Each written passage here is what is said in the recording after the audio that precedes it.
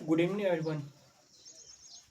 My self friends, पढ़ाई with friends में आपका स्वागत है। आज की इस वीडियो में हम पढ़ेंगे बेसिकली हमने फिजिक्स का सिलेबस डिस्कशन कर लिया है। आज की इस वीडियो में हम केमिस्ट्री का करेंगे, केमिस्ट्री का सिलेबस डिस्कशन।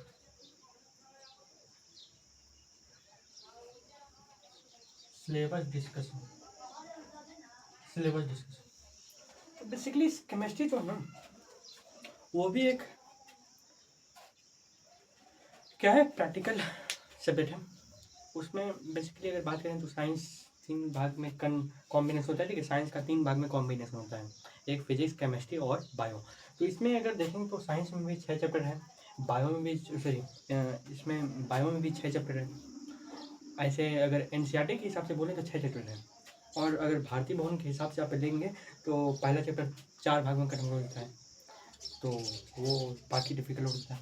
फिर अगर देखें तो आपका केमिस्ट्री भी 6 चैप्टर का है। तो आज केमिस्ट्री के बारे में हम बात करेंगे। तो देखिए, केमिस्ट्री जो है, केमिस्ट्री में जो पहला चैप्टर है वह है रासायनिक अभिक्रिया। रासायनिक अभिक्रिया एवं समीकरण। रासायनिक अभिक्रिया एवं समीकरण, ठीक है। रासायनिक अभिक्रिया एवं समीकरण, chemical reaction and equation. Chemical reaction and equation, ठीक है। केमिकल रिएक्शन एंड इक्वेशन, ये पहला चैप्टर है। इसमें बेसिकली हम लोग बहुत सारी अभिक्रिया के बारे में पढ़ेंगे।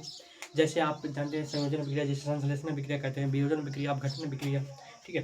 फिर आप जो विस्थापन अभिक्रिया करेंगे, फिर विस्थापन अभिक्रिया, अपचयन अभिक्रिया, उपचयन अभिक्रिया, ठीक है। और आप प्रकाशीय विद्युत अभिक्रिया, फिर आप बहुत सारे ऐसे उपाचयन, ठीक है, उपाचयन अभिक्रिया, ऐसे ऐसे कुछ उदासीन अभिक्रिया, उदासीनीकरण, अब ऐसे ऐसे आप पढ़ेंगे, ठीक है। और इसमें एक और टॉपिक होता है दहन एवं ज्वाला। तो जैसे किसी वस्तु को जलने के लिए कितने चीज़ का होना आवश्यक है, मतलब कोई वस्तु जलता है तो उसमें कितने चीज़ होगा तो वस्तु जल सकता है। तो ऐसे हम जानते हैं कि 3 चीज़ होता है, पोषक तत्वों की प्राप्ति और ज्वलन ताप, उसमें ऐसा होना चाहिए, तब वो वस्तु कैसे होता है, जल सकता है कंप्लीट। ये पहले चैप्टर में हम लोग इतना पढ़ेंगे, ठीक है। अब सेकंड चैप्टर आता है आपका अम्ल, भस्म एवं लवण, ठीक है। अम्ल, भस्म एवं लवण, ठीक है। एसिड, बेस एंड साल्ट, ठीक है। एसिड, बेस एंड साल्ट, ये क्या है आपका सेकंड चैप्टर है, ठीक है। अम्ल, भस्म एवं लवण, एसिड, बेस एंड साल्ट, ठीक है। और पहला चैप्टर है chemical reaction and equation, complete, okay. Acid, इसमें हम अम्ल के बारे में पढ़ेंगे। एक वैज्ञानिक था आर्हेनियस, ठीक है। आर्हेनियस के अनुसार, आर्हेनियस जो वैज्ञानिक थे, उन्होंने अम्ल का कुछ डेफिनेशन दिया था, भस्म का उन्होंने दिया था। फिर हम लवण के बारे में पढ़ेंगे, लवण के कुछ प्रकार के बारे में पढ़ेंगे, असामान्य लवण, साधारण लवण, असाधारण लवण। फिर भस्म में प्रबल भस्म, दुर्बल भस्म। फिर अम्ल के बारे में भी प्रबल भस्म, प्रबल अम्ल और दुर्बल अम्ल, ठीक है। मतलब बेसिकली इसके बारे में हम पढ़ेंगे। फिर हम पढ़ेंगे धामन सोडा क्या होता है, ब्लीचिंग पाउडर क्या होता है, ठीक है। और ऐसे प्लास्टर ऑफ पेरिस के बारे में पढ़ेंगे। तो इसी चैप्टर में हम लोग पढ़ेंगे कंप्लीट।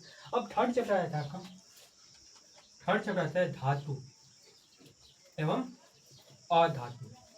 धातु, मेटल एंड नॉन मेटल, ठीक है। धातु and non metal, sorry, metal and non metal, धातु और अधातु।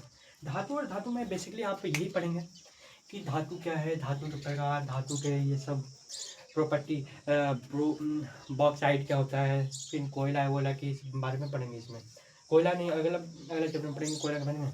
इसमें धातु में बॉक्साइट पढ़ेंगे, जो धातु होता है, कितने धातु है, कितना धातु है, आपका जो पीरियोडिक टेबल है, ठीक है, पीरियोडिक टेबल जो होता है उसमें कितने धातु है और कितना धातु है, वो उसके बारे में पढ़ेंगे आप लोग। कार्बन एवं इसके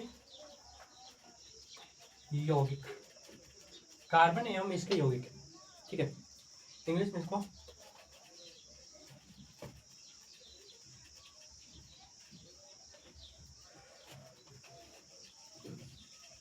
कार्बन एंड इट्स कंपाउंड, ठीक है, और पांचवा आपका हो जाता है, ठीक है। इसमें बेसिकली आप लोग कार्बन एवं इसके यौगिक में आप लोग बेसिकली ये आपका यौगिक हो गया। फिर कार्बन के यौगिक में आप जैसे कार्बन के यौगिक में आप कार्बन का प्रूफ के बारे में पढ़ेंगे, जैसे आप हीरा जानते हैं, ग्रेफाइट जानते हैं, ठीक है, तो ये सब क्या है, कार्बन का प्रूफ है, ठीक है, इसके बारे में बेसिकली आप लोग जानेंगे, ठीक है। और फिर आपका आ जाता है, फिर एक आ जाता है आपका तत्वों का आवर्त वर्गीकरण,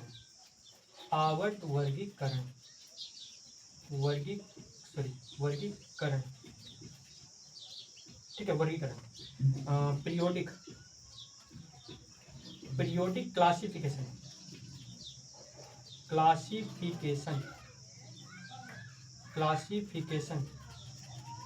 ठीक है, पीरियोडिक क्लासिफिकेशन ऑफ एलिमेंट्स, ठीक है, पीरियोडिक क्लासिफिकेशन ऑफ एलिमेंट्स, ठीक है। तो इसमें आप लोग बेसिकली ये पढ़ेंगे मेंडलीव के तिर्यक नियम, ठीक है, फिर न्यूलैंड्स का अष्टक नियम, फिर आप पढ़ेंगे, और सॉरी मेंडलीव का नहीं है, तिर्यक नियम हो गया आपका, फिर आपका हो जाता है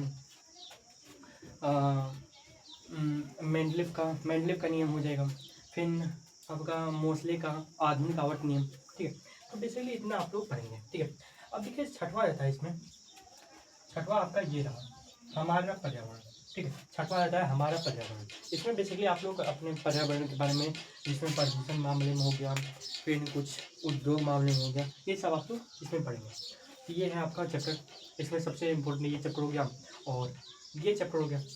और इसमें एक छोटा सा टॉपिक आता है IUPAC नाम, वो बेसिकली काफ़ी न्यूमेरिकल नहीं, ये ऑब्जेक्टिव क्वेश्चन में बहुत सारे पूछते हैं IUPAC नाम। इसमें आधातु और अधातु में एक मतलब बेसिकली 5 नंबर का क्वेश्चन आता है, धातु और अधातु में अंतर, भौतिक, ठीक है, भौतिक अंदर से और रासायनिक गुण से, ठीक है, भौतिक गुण से और रासायनिक गुण से दोनों में बताना पड़ता है, तो मैं आपको बताऊंगा, वो 5 नंबर का पूछता है, ठीक है।